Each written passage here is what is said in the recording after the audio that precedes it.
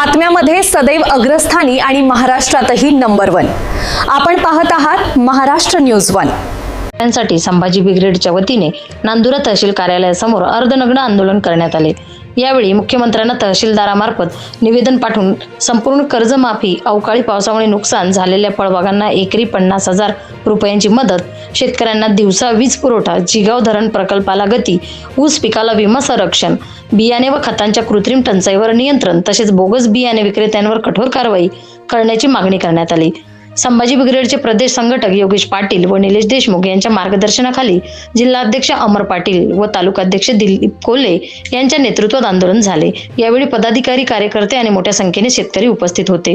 Maharashtra news 1 साठी जिल्हा प्रतिनिधी सय्यद शाहरुख, बुलढाणा।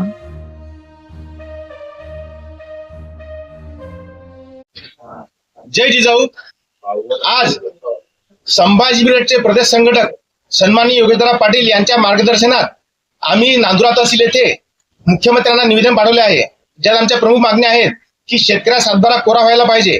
त्यानंतर जे 2 लाखाच्या कर्जमाफीचा थोतांड यांनी आणला आहे त्यात सुद्धा काही निकष लावून शेतकऱ्यांना जाणीवपूर्वक कर्जमाफीपासून वंचित ठेवण्याचा सरकारचा डाव आहे, तसं त्यांनी करू नये, अन्यथा त्यांना ते महागात पडेल।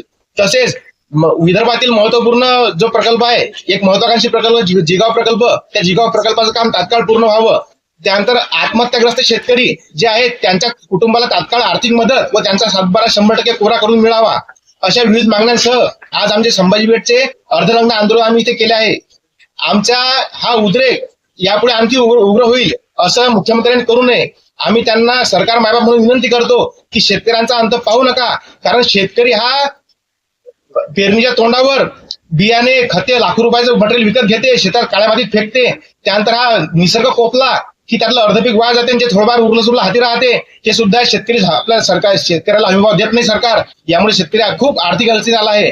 जर सरकारने शेतकऱ्यांच्या आमच्या मागण्या मान्य केल्या नाही तर आम्ही या सरकारचा खाली मुंडकं वर पाय केल्याशिवाय राहणार नाही, असे आम्ही या क्षणी जाहीर करतो। ब्रिगेड